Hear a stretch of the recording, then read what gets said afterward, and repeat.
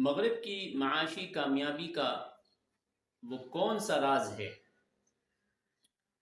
جو دراصل ہمارا تھا، مگر آج ہم اسے بھول کر زوال کی گہرائیوں میں گر چکے ہیں؟ السلام علیکم ورحمۃ اللہ وبرکاتہ۔ ناظرین، میں ہوں کفایت اللہ اور آپ دیکھ رہے ہیں الکفایہ 360 اردو۔ کائنات کا ذرہ ذرہ ایک ایسے اٹل نظام کے تحت محو گردش ہے جس میں بال برابر بھی انحراف کی گنجائش نہیں۔ سورج اپنے مقررہ ثانیے پر افق سے نمودار ہوتا ہے اور پرندے صبح سویرے ہی رزق کی تلاش میں اپنے گھونسلوں کو خیرباد کہہ دیتے ہیں۔ باری تعالیٰ نے انسان کی رہنمائی کے لیے قرآن حکیم میں واضح طور پر فرمایا ہے، وَجَعَلْنَا اللَّيْلَ لِبَاسًا وَجَعَلْنَا النَّهَارَ مَعَاشًا۔ ہم نے رات کو تمہارے لیے پردہ پوش یعنی آرام کا وقت بنایا اور دن کو معاش یعنی کمانے کا وقت بنایا ہے۔ مگر صد افسوس کہ آج ہم نے نظام فطرت سے جنگ چھیڑ رکھی ہے اور اسی کھلی بغاوت کا خمیازہ ہماری معاشی بدحالی اور اخلاقی پستی کی صورت میں ہمارے سامنے ہے۔ اسلامی تہذیب کا طرہ امتیاز صبح خیزی تھی۔ مسلمان وہ تھے جو تہجد کے سحر انگیز وقت میں بیدار ہوتے، فجر کی نماز سے روح کو تر و تازہ کرتے اور سورج کی اولین کرنوں کے بکھرنے سے پہلے اپنی معیشت کی تگ و دو میں جت جاتے۔ یہ وہی قوم تھی جس کے لیے نبی کریم صلی اللہ علیہ وسلم کی واضح دعا ہے، اے اللہ میری امت کے لیے صبح کے وقت میں برکت عطا فرما۔ مگر آج ہماری ترجیحات اور زندگی کا رخ اس برکت والے وقت سے بالکل الٹ ہو چکا ہے۔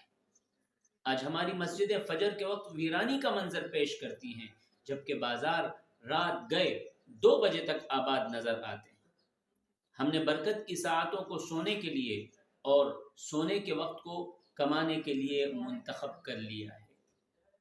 المیہ یہ ہے کہ مغرب کی دنیا علی الصبح اپنے کاموں کا آغاز کر کے معاشی بلندیوں کو چھو رہی ہے، جبکہ امت مسلمہ کا تاجر دوپہر 2 بجے دکان کھول کر برکت کا منتظر رہتا ہے۔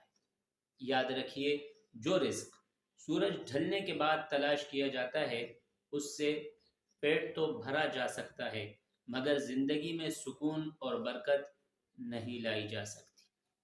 اس الٹے نظام نے ہمیں نہ صرف معاشی طور پر مفلوج کیا بلکہ جسمانی اور ذہنی امراض کی دلدل میں بھی دھکیل دیا ہے۔ راتوں کا جاگنا اور سحر نمودار ہونے کے بعد تک سونا وہ مہلک سبب ہے جس نے ہماری ہمتیں پست اور ارادے کمزور کر دیے ہیں۔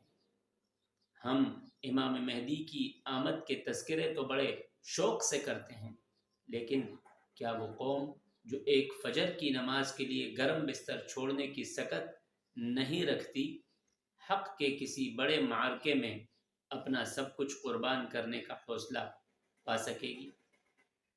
اس ہمگیر زوال کا واحد علاج اسلامی طرز زندگی میں ہے۔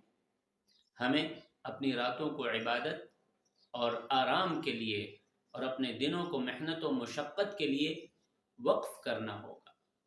ہماری تاجر برادری کو یہ عہد کرنا ہوگا کہ وہ فجر کے بعد رزق حلال کی تلاش میں نکلیں گے اور عشاء کے فوراً بعد آرام کو ترجیح دیں گے۔ جب تک ہم اپنی زندگیوں کو نظام فطرت اور سنت نبوی صلی اللہ علیہ وسلم کے سانچے میں نہیں ڈھالیں گے، معاشی غلامی اور ذلت کے سائے ہم سے دور نہیں ہوں گے۔ آئیے آج سے ہی اپنے اوقات کار بدلنے کا عزم کیجیے تاکہ اللہ کی زمین پر اور آپ پر اس کی برکتیں اور رحمتیں دوبارہ نازل ہوں۔